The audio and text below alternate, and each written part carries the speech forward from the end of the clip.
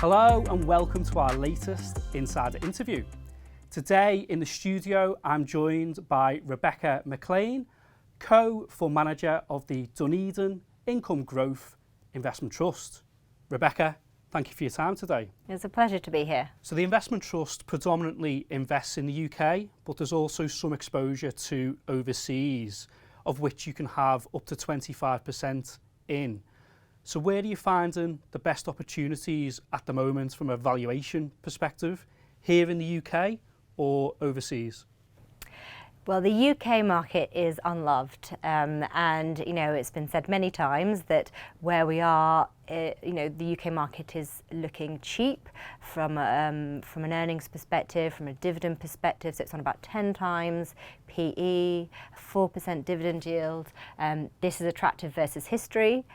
It's attractive versus other markets. So if you look at the US market, for example, the index is on 18 times and about 1.5% dividend yield. The markets are made up of different types of companies, so you do need to correct for the differences. For example, the technology weighting in the UK is much lower than in the US. But even when you do adjust for on a sector basis, the underlying valuations are at a discount in UK versus overseas. So we do see the UK as being, there's very sort of little optimism priced into the UK market. So when it comes to picking companies for the portfolio, we're seeing lots of opportunities to invest in great companies which are just being overlooked because they're listed in the UK. So for example, for a company like RELX, which is an information, data analytics and makes decision-making tools for its customers, it's a fabulous company. It's focused on organic growth. It's really providing value to its customers. So for example, a lawyer which is using their tools is going to be able to make decisions about the judges that they should be consulting, or the strategy that they should be looking to execute on a case by using the data and the tools which RELX has developed for them. And the company is growing very well consistently. The growth has accelerated, but meanwhile, the multiple that the market has placed on RELX is at a material discount to its US peers. So we see that as an opportunity. I think there really is an opportunity to invest in very high quality, resilient businesses which are innovative and growing in the UK at discounted valuations. And so, we're optimistic about that pipeline. It's a concentrated portfolio. There's currently 36 companies.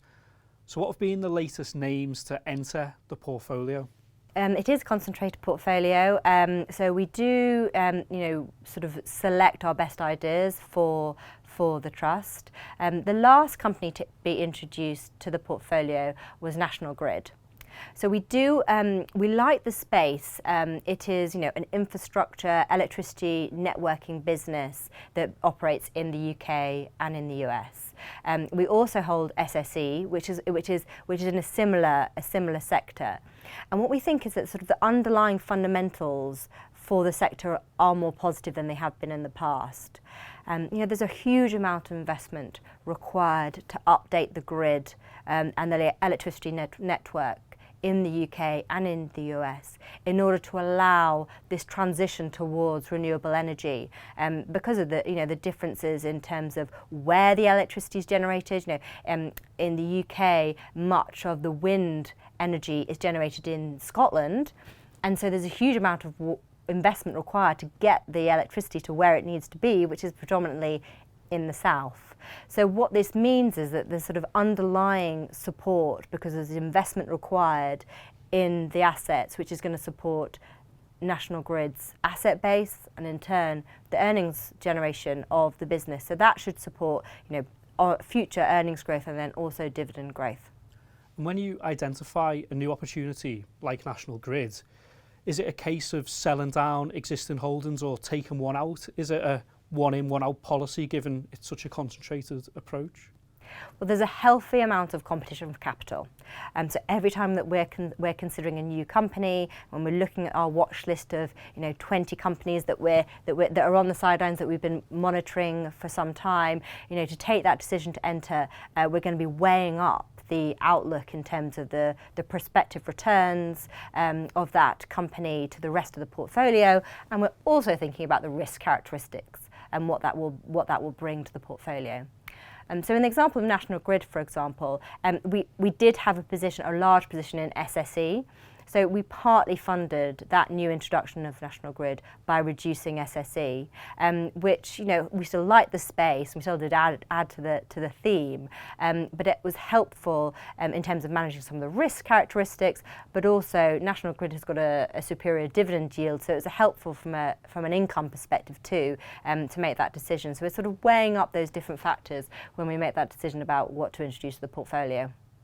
As you mentioned earlier, the UK stock market is very unloved. What needs to happen for that to change and for investor sentiment to improve? There are a number of things.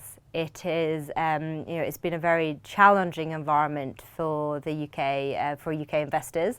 There has been, persistent outflows from the asset class as investors have looked to deallocate from the UK and look to invest globally or in the US.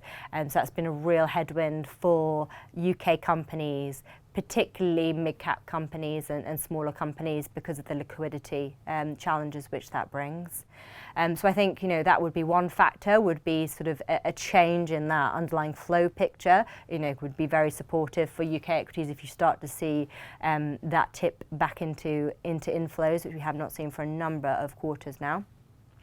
But there are some underlying fundamentals in terms of interest rates and inflation metrics, which have been a headwind to risk assets, including UK equities, and we're starting to see them actually turn and be more supportive. So some of those headwinds should start to decrease. We're seeing inflation coming down, it's easing. We're seeing what looks like peak interest rates, and that should be supportive too. So I think that will be helpful, and then underlying sort of that the health of the economy too is going to be something which markets are going to be watching. So I'd say the market in the UK is already priced for recession, and that's the expectation. But what we're starting to see now is consumer confidence pick up. We're seeing the real wage growth. And then some of these headwinds in terms of inflation coming down and interest rates, actually that should be supportive for the underlying economic environment, and so in turn just the market for the companies in which they're operating in. As you mentioned, the interest rate cycle may well have peaked, and some commentators think that there may be some interest rate cuts on the cards in the UK this year. In terms of managing the portfolio and making investment decisions, how much of an influence do interest rates have? If interest rates are cut, are there certain areas of the portfolio that will benefit from that? Yeah, I mean, we're seeing the inflation come down. And the expectation is that we are close to peak rates now, and certainly our internal economists are forecasting for interest rates in the UK to come down this year. So I think this is going to be supportive for equity markets. In terms of how that plays out in the portfolio, there are a number of ways that you will see that. So there are some sectors which are quite, very interest rate sensitive. So for example, we hold Taylor Wimpey, which is a house building company, and the house building sector has seen a material downturn in volumes. So volumes are down probably 30% from when the start of the interest rate started to increase. But pricing has remained resilient, and Taylor Wimpey actually has been able to maintain its dividend throughout this downturn because it had a strong cash position to start with and a strong land bank, so it's been able to sort of sit and wait. But a company like Taylor Wimpey, it's going to be the volumes and the sales rates that it's going to see is going to be driven by interest rates and in turn mortgage prices. And indeed we are seeing mortgage prices starting to tick down now, and early indications from companies at the start of the year are that those sales rates are just about to tick up too. So I don't think it's going to be a quick rebound, but that's a sector which is very sensitive to interest rates. And then the other way that you see it in the portfolio is around the valuations which are placed on companies. If we're thinking about multiples being a function of discounted cash flows, then that discount rate is going to be influential in the valuation that you then put on companies, particularly growth companies.